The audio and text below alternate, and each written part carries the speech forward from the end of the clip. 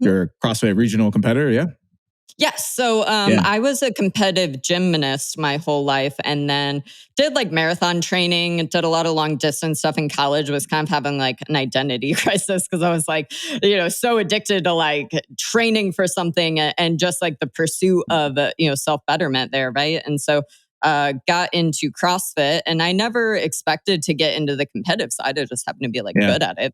But yeah, so I basically competed 2016, and then I ended up tearing my shoulder. And so that was actually what expedited leading to Bryan. Was like, fast forward, it was like, well, so many years I didn't know what to be doing on the nutrition front, what to be doing on the training front. And so it's like, at a big macro view, when I met Bryan, like I was a hot mess express. It was like, like my hormones were all tanked out. Like my thyroid levels, hormone levels were freaking trash. I physically felt like garbage. So it was like, I had shoulder surgery, but it's like, I just remember, when I would go back to the gym, I would try to be, get back into doing the thing. And it'd be like, I would finish a lift set and I would feel super dizzy, or like feel like I'm going to like black out during a lift set. Or, so it was just like, it was clearly evident to me of like, hey, like your body is not picking up what you've been putting down on the nutrition front. It's like I knew, it's like I spent so many years struggling with eating disorder and just not eating enough. So, at macro view, it was like, well, years compounded of not eating enough food, not knowing what I was doing with training, not actually prioritizing recovery. It's like, it's interesting to look back on, because it's like recovery in my world was like, oh, well, like I go to cryotherapy and I do Normatec and I do all of these things. I would see like a chiro and get, physical manual tissue work once or twice a week. So it was like I was doing all of the like bougie, expensive recovery, but I wasn't actually understanding the concept that doing more training isn't necessarily better.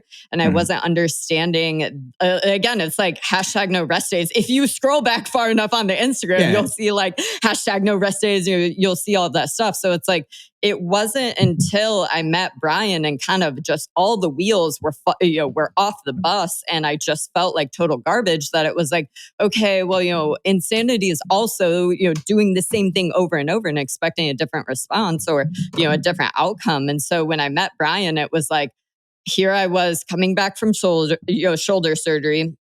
I was still trying to do the most in the gym.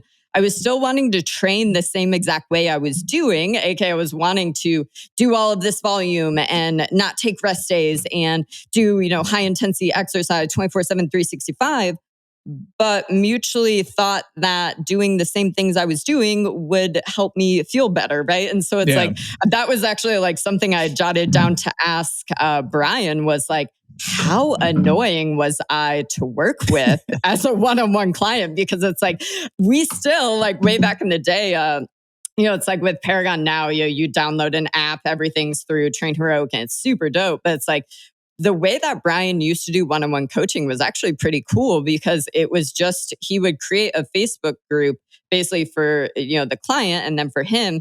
And then he would post the workouts for the week. And then you could obviously give feedback, change things or whatever. But it's like, I just remember I would always be, and I mean, again, it's like he gave me shit about this forever after the fact. But it's like, here I would be like, hey, so like this bodybuilding and, more strength focused approach is cool, but like, I still want to do heavy deadlifts, or like, can you make it a little more sexy? Can you like, hey, can we do like more kipping gymnastics? Hey, can we do more like Metcon-y, conditioning or stuff like that? And it's just like, again, I was bought into this idea of like, okay, I know that I need to do something different.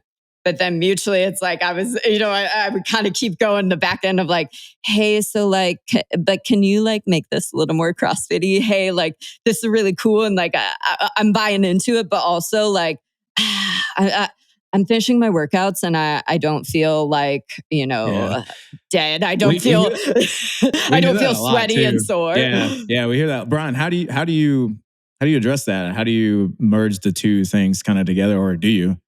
Well, I think you kind of have to decide what your goal is. And then make the decision of what you're going to include. I mean, so if we kind of go back to that idea that I was talking about, your joints become taxed when you do CrossFit, and there's all these movements that you have to do. And then to Lori's point, like your identity being tied to those movements.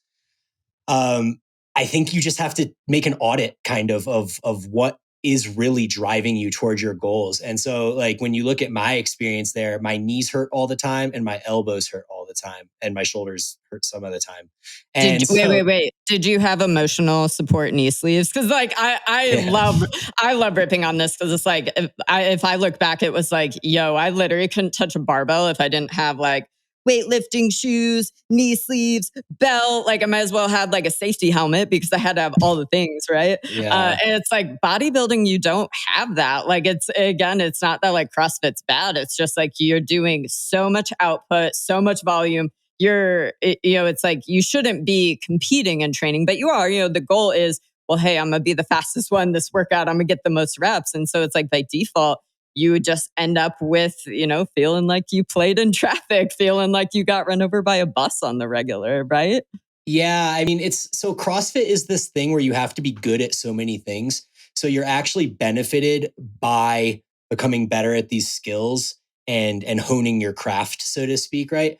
But the difference is, and I use this analogy a lot when people ask me about CrossFit, is like when you look at a basketball player practicing their foul shots, they can sit there for hours and hours and hours and just shoot over and over, hundreds of shots. There's almost no fatigue effect from doing that, but they're getting better at their craft.